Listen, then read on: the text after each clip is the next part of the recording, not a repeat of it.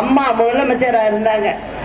எல்லாரும் சொன்னாங்க, என்ன சொன்னாங்க, இந்த அம்மா சும்மா வீட்டிலே இருக்கு, இது என்னத்தை செய்யுது அப்படின்னு சொன்னாங்க. இப்ப எல்லாருக்கும் தெரியுதா, அம்மா இன்னைக்கு இல்ல. ஆனா அம்மா செஞ்சதை யாராவது ஒருத்தங்களால இப்ப செய்ய முடியுதா?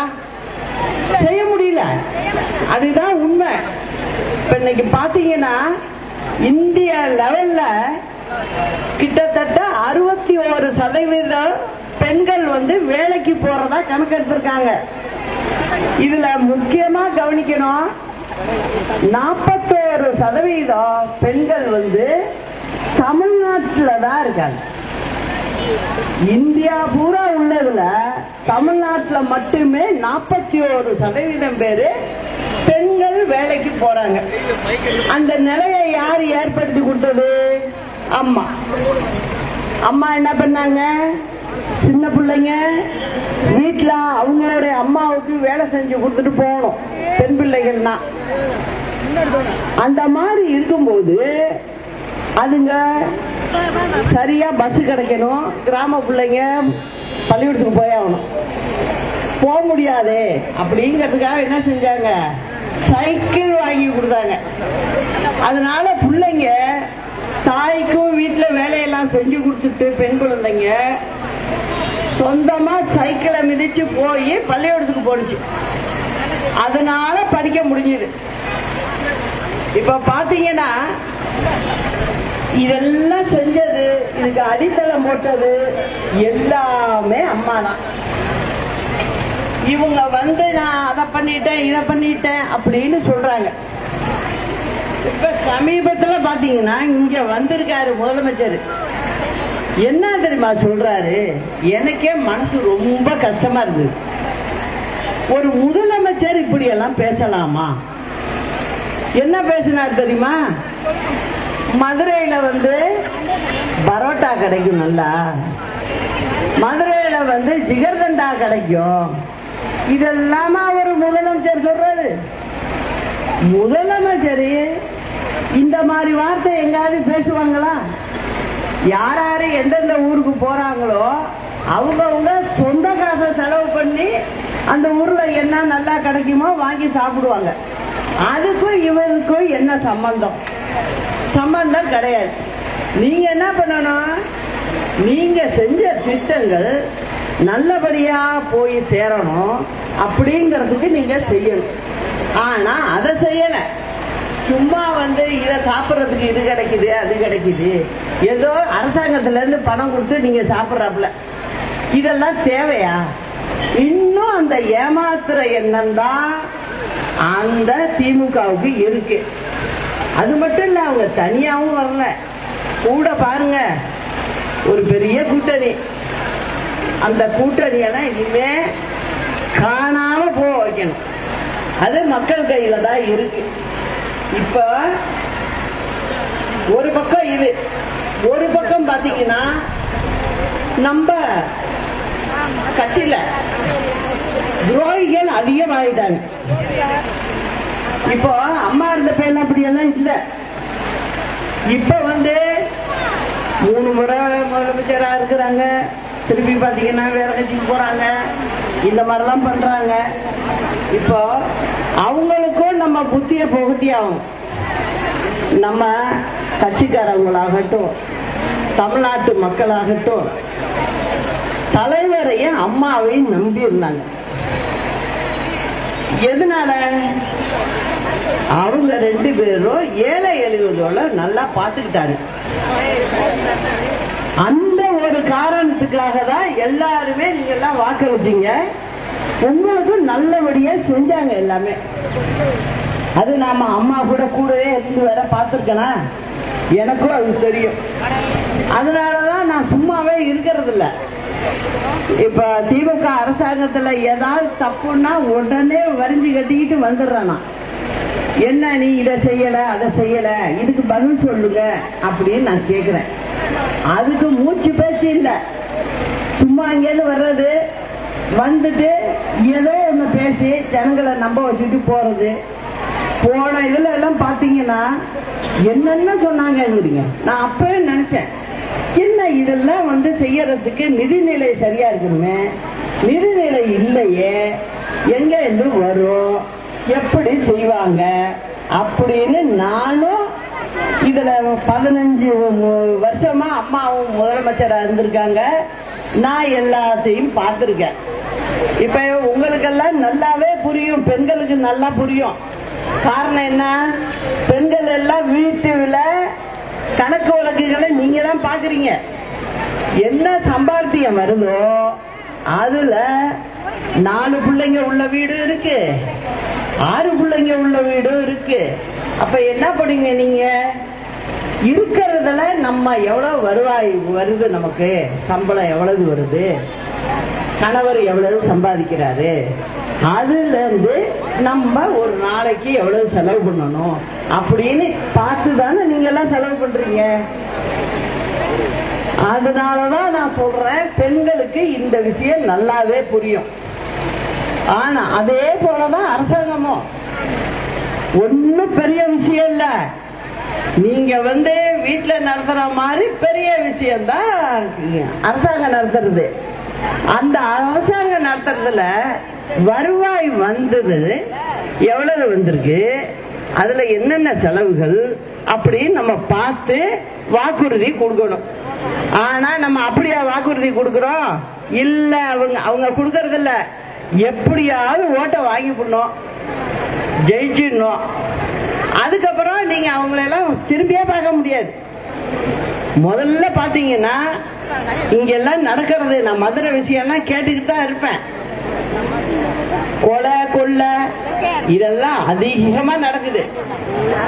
அது மட்டும் இல்ல, இங்க மதுரை கார்பரேஷன் மேயருடைய கணவர் இந்த வரி வசூல் எல்லாம் ஈடுபட்டு அதுல தவறு பண்ணி அவரை கைது பண்ணியிருக்காங்க. அதனால அந்த அம்மாவை பதவியில இருந்து எடுக்கிறாங்க. மேயரை, மதுரை மேயரை எடுத்து 6 மாசம் ஆயிட்டு. இன்னும் மதுரை மேயருக்கு உள்ள பதவிக்கு உள்ள ஆயுட்காலம் இன்னும் 1 வருஷம் இருக்கு. இப்ப ஏற்கனவே 6 மாசம், கிட்டத்தட்ட கணக்கு பாத்தீங்கன்னா 1.5 வருஷம். இப்ப இதுல ஜிகர்தண்டா வாங்கி சாப்பிடுறத பத்தி பேசுறாரு ஒழிய, இங்க உள்ள மதுரை கார்பரேஷனுக்கு மேயரை தேர்ந்தெடுக்கணுமா வேணாமா? அப்ப யாரு மதுரை டவுனு இதெல்லாம் பாத்துக்கிறது யாரு? எதனால இப்படி பண்றீங்க? அதனால அரசாங்கம் நடத்துற முறை சுத்தமா சரியில்லை. என்ன பண்றாங்க, இப்ப மந்திரின்னு நிறைய போட்டிருக்காங்கல்ல, அதுல பாத்தீங்கன்னா எல்லா மந்திரிக்கும் வேலை கிடையாது. அவங்களுக்கு வேண்டிய ஒரு 3 மந்திரி, எந்த துறையா இருந்தாலும் சரி, அந்த 3 மந்திரி ஓகே பண்ணணும், இத செய்யலாம் இத பண்ணலாம்னு ஓகே பண்ணா அந்த மந்திரி சும்மா கையெழுத்த மட்டும் போடலாம். இதுதான் இந்த திமுக அரசாங்கத்துல நடந்துகிட்டு இருக்கு. இதுக்கெல்லாம் நம்ம ஒரு முற்றுப்புள்ளி வச்சாகணும்.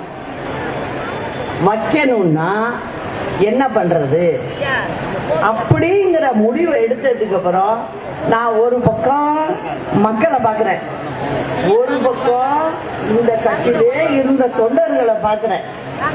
இது ரெண்டையும் பார்த்ததுதான் நான் இந்த முடிவுக்கே வர்றேன். என்ன பண்றேன், உடனடியா நான் இங்க வந்தப்போ என்ன பண்றேன், ஒரு கொடியை அறிவிக்கிறேன். அதுக்கப்புறம் ஒரு கட்சி சின்னம் 2 வந்ததும் அதையும் சொல்றேன்.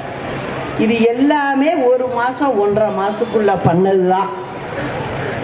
எதுக்காக இத பண்ணுன அப்படின்னா, இது பண்ணதுக்கு காரணமும் நீங்க தான். பார்த்தேன், இந்த மாதிரி நம்ம விட்டுக்கிட்டே போக கூடாது அப்படிங்கிற முடிவெடுத்த. இன்னைக்கு கூட பாத்தீங்கன்னா, நான் வர்றதுக்கு முன்ன திருவாரூர் மாவட்டத்துல நன்னிலங்கிற ஊர்ல நிக்கிறதே அதிமுக. நம்ம ஒரு ஆளை போட்டிருக்கோம். அதுல ஒருத்தங்க போடும்போது ஒரு 10 பேர் அந்த தொகுதியை சேர்ந்தவங்க கையெழுத்து போட்டு கொடுக்கணும். 10 பேர் கொடுத்துருக்காங்க. அதுல ஒருத்தரை அதிமுக முன்னாள் மந்திரியா இருந்தவர், அவர் என்ன பண்றாரு, ஆளை வச்சு ஒரு பையனை அடிச்சு தூக்கிட்டு போயிருக்காரு. நான் என்ன கேக்குறேன், இத செஞ்சது அதிமுக முன்னாள் மந்திரி,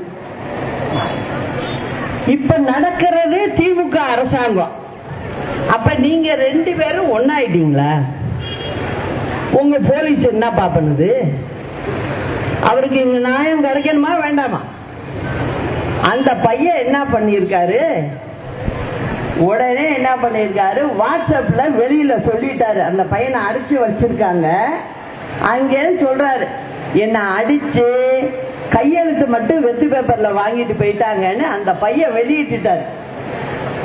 அதனால என்னாச்சு, இப்ப நம்ம ஆட்கள் போய் எப்படிங்க அந்த பையன் வாயாலே சொல்றாரு என்ன அடிச்சு தூக்கிட்டு போயிட்டாங்க வேட்பாளர்னு.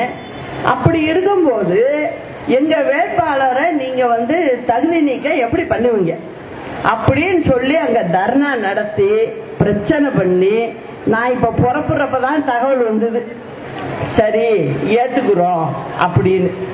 இப்ப நீங்க பாத்தீங்கன்னா சாதாரண மனிதர்லாம் போய் தேர்தலில் நிக்கிற மாதிரி முறைகளே இல்ல. இப்போ இத தேர்தல் கமிஷனுக்கும் நான் சொல்லிக்கிறேன், நீங்க தான் எடுக்கிறீங்க. தேர்தல் கமிஷனுக்கு ஒரு அளவுதான் அந்த அதிகாரிகள் வேலை செய்ய முடியும். காரணம் என்னன்னா, இங்க யாரு ஆளுங்கட்சியோ அவங்களுடைய அதிகாரிகள் தான் அங்க உட்கார்ந்துருப்பாங்க. அதனால இவங்க இஷ்டத்துக்கு சொல்றாங்க, இவங்களுக்கு ஒரு தொகுதியில ஜெயிக்க முடியாது அப்படின்னு மனசுக்கு பற்றுச்சுன்னா, அதுல யாரு எழுத்து நிக்கிறாங்களோ இந்த மாதிரி ஆளை தூக்கிட்டு போறது, நிராகரிக்கிறது, இந்த மாதிரி செஞ்சு தான் ஜெயிச்சிடணும் அப்படின்னு நினைக்கிறாங்க. நான் என்ன சொல்றேன், தைரியத்துல வெளில நிக்கணும்ல, அத நிக்காம ஏன் இந்த திருட்டுத்தனம் பண்றீங்க? அப்புறம் இன்னொன்னு உங்களுக்கு சொல்றேன், அதாவது என்ன பண்ணுவாங்க, நாங்க அதை தர்றோம் இதை தர்றோம், ஓட்டை எங்களுக்கு போட்டுருங்க அப்படின்னு சொல்லுவாங்க. நான் என்ன சொல்றேன் உங்களுக்குன்னா, அது மக்களோட வரி பணம், அதனால அவங்க வீட்டு பணத்தை அவங்க செலவு பண்ணல, அதனால தாராளமா நீங்க வாங்குங்க, அது உங்களோட வரி பணம் தான். நானே சொல்றேன், நீங்க வாங்குங்கன்னு தான் சொல்றேன், வாங்குங்க.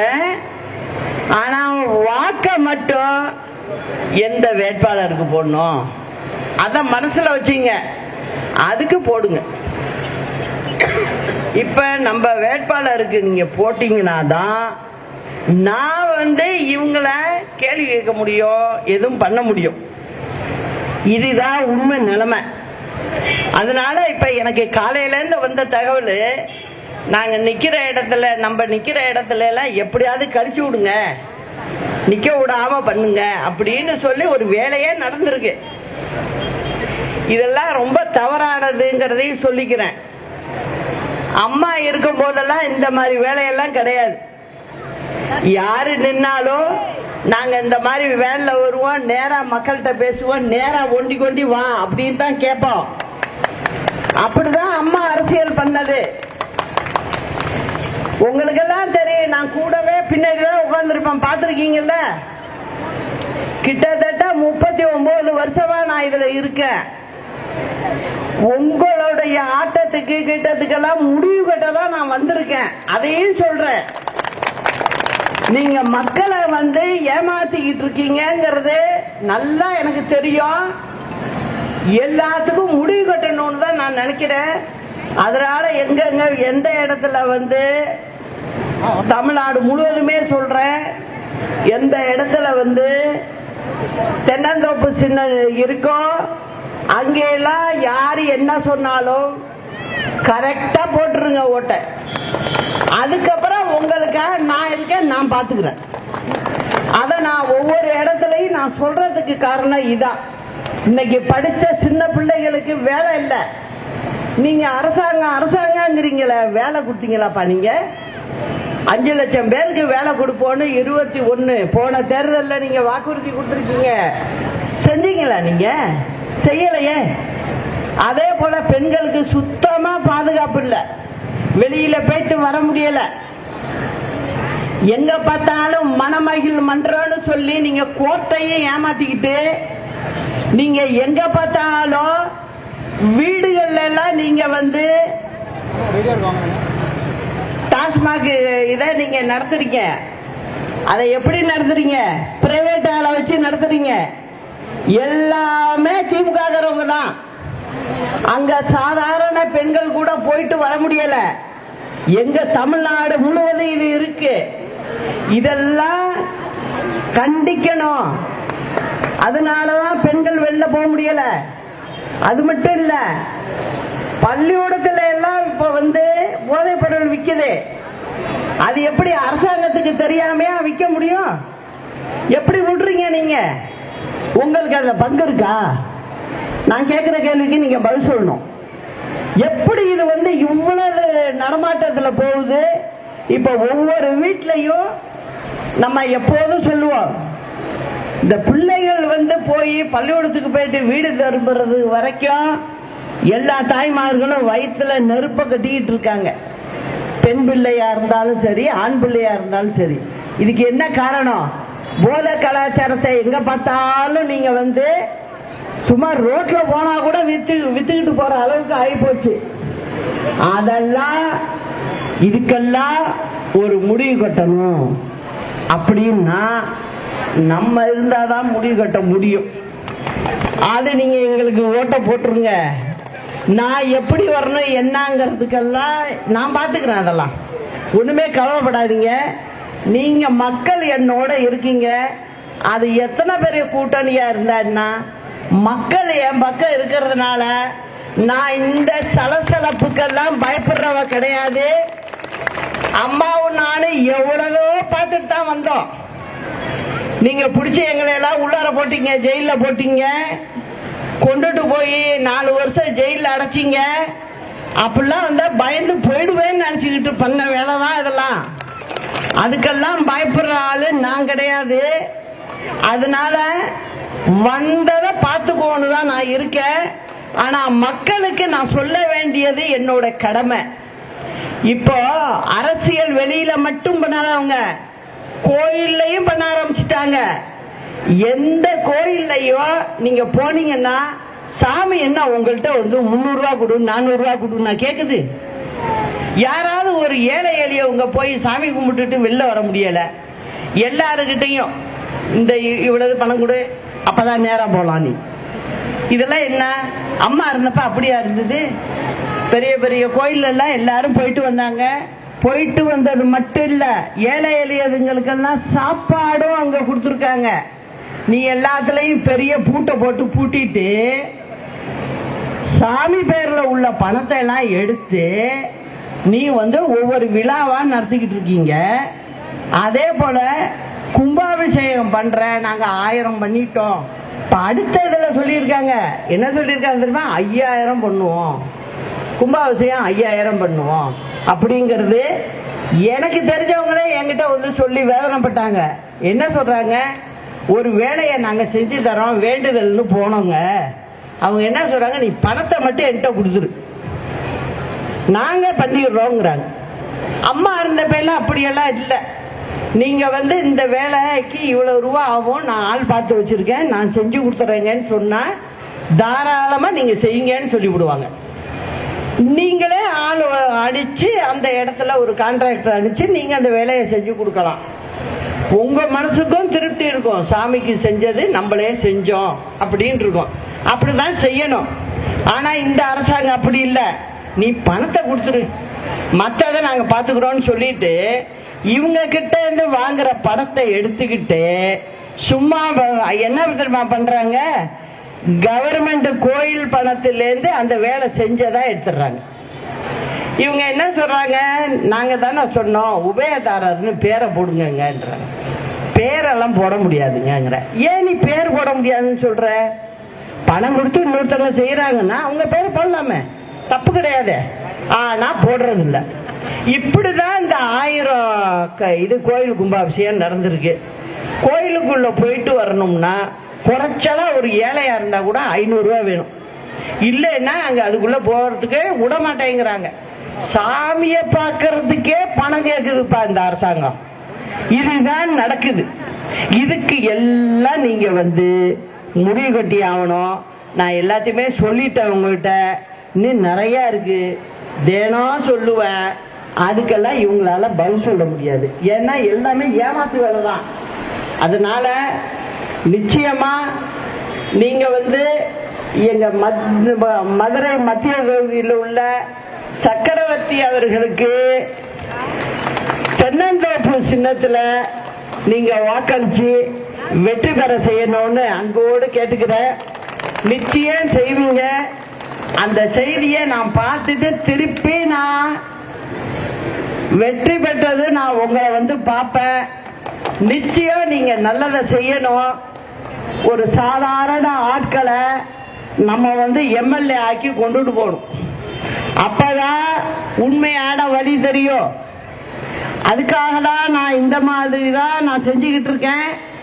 அதனால நிச்சயம் வெற்றியை நீங்க கொடுக்கணுங்கிறத சொல்லி, நாளை நமது வெற்றி நிச்சயம். அண்ணா நாமம் வாழ்க, புரட்சி தலைவர் நாமம் வாழ்க, புரட்சி தலைவி அம்மா நாமம் வாழ்க. நன்றி, வணக்கம்.